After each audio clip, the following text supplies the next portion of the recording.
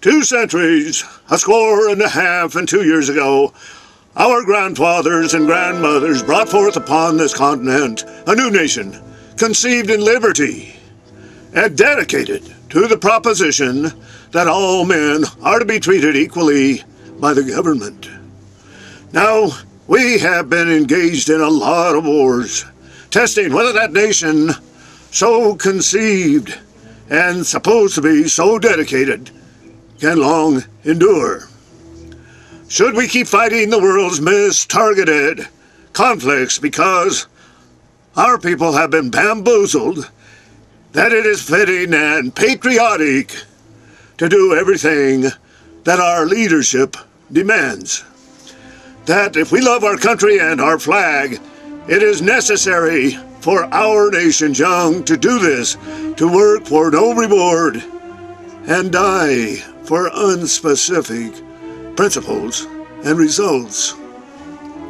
Now, in a larger sense, should we try to consecrate or hallow this pointless activity, this theatrical affectation, to rid the world of its wickedness? It is only the little people, the powerless, who pay the bills and do the dying for the benefit of the theater production stars, the politicians, 85% of whom are liars. In the days and years after the Civil War, most country lawyers made a living, just like the farmers and workers, and most government expenses were covered by import-export fees, which the major shippers and consumers paid. As you should be aware, this has changed in a major way. Now our nation's wealth and laws are rebuilt to protect the, so to speak, legal profession. For it is us, the living powerless, rather to dedicate ourselves to wresting this power from the current beneficiaries of this struggle. We, by obvious necessity, need to replace the ones who work little, know little, and contribute as little as possible to the common man's welfare, but who set up generous salaries and retirement stipends for themselves and other government entities.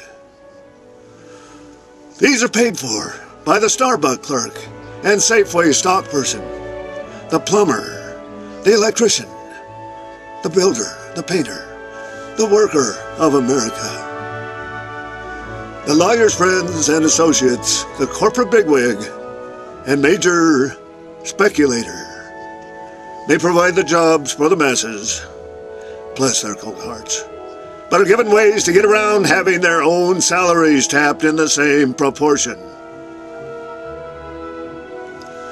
It is rather for us to dedicate ourselves here that we small, powerless people should not always work in vain, that the nation shall create a new birth of truth and honesty, and that should be the only goal and outcome in transactions and justice. And that this government of the lawyers, by the lawyers, and for the lawyers, shall crumble and perish from its own sandy foundation. It has been wisely suggested that quotas should prevail. Quotas to limit the number of representatives and senators that are called attorneys. Quotas bring more diverse economic strata into our leadership.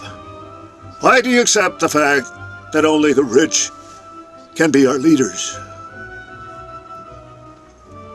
Certain segments of media time should be considered public domain for small people to announce their candidacy. And campaign advertising should be scrupulously edited for truth and relevance. Any government official who betrays the truth of the electorate for self-serving monetary gains should be tried and imprisoned just as quickly as corporation leaders.